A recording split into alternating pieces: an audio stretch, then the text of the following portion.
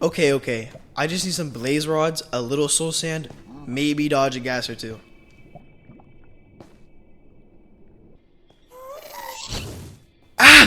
Okay, chill out, balloon squid. I didn't even hit you.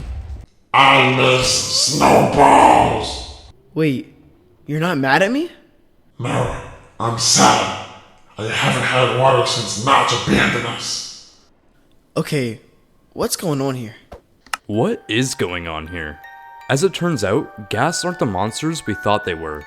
Their story is a whole lot deeper and sadder than most players ever realized.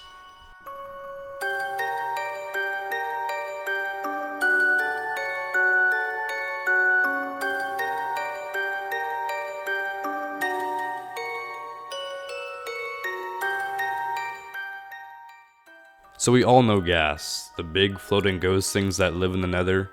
They scream at you, and then they start shooting fireballs at you for no reason the millisecond that you start bridging to the Nether fortress. They've always felt creepy and very annoying, but what if I told you that their backstory is the saddest in all of Minecraft?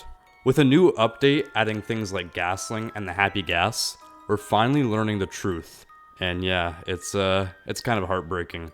So today we're diving into why Ghasts might not be monsters at all, but the remains of a lost species stuck in the wrong world.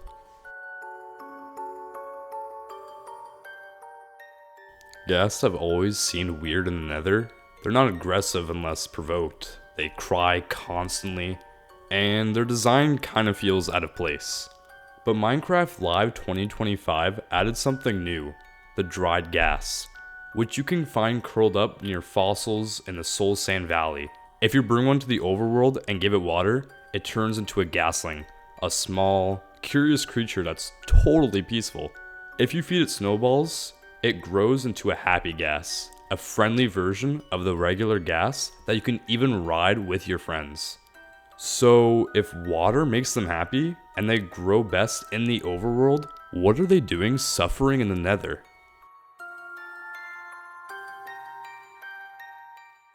Well, when you look closer, it starts to make sense. Ghasts were never meant to live in the Nether.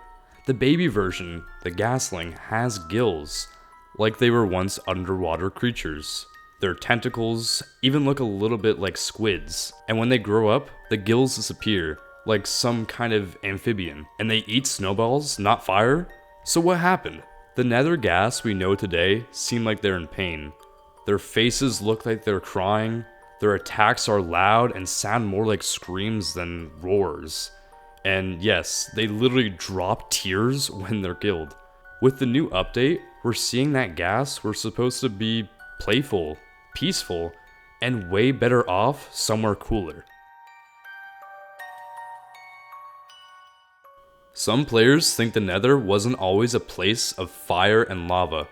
What if it used to be cold? Or maybe even frozen? This lines up with what we just talked about, Ghasts being underwater creatures. It might sound strange, but there's actually some solid hints.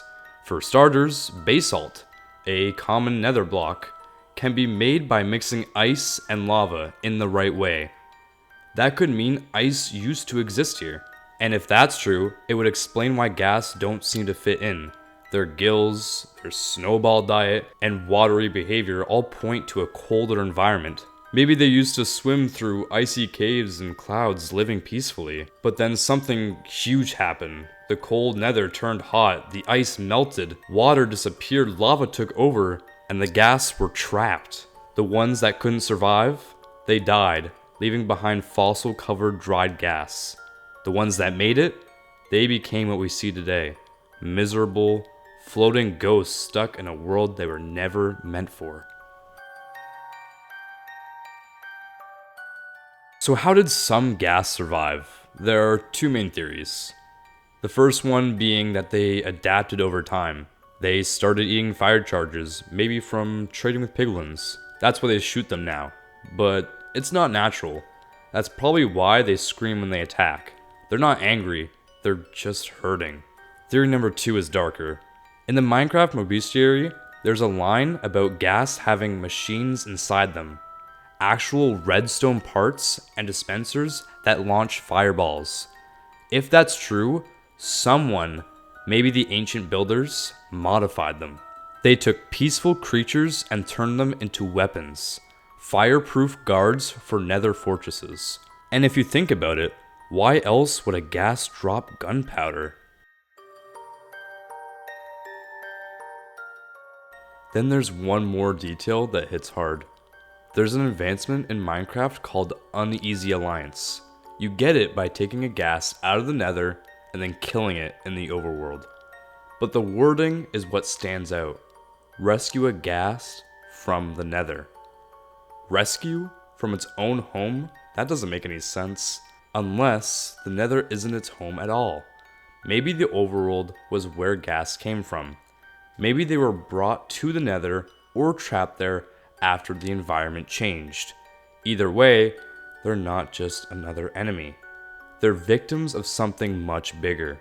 So next time you hear the lonely ghast cry echoing through the nether, maybe think twice before pulling out your bow.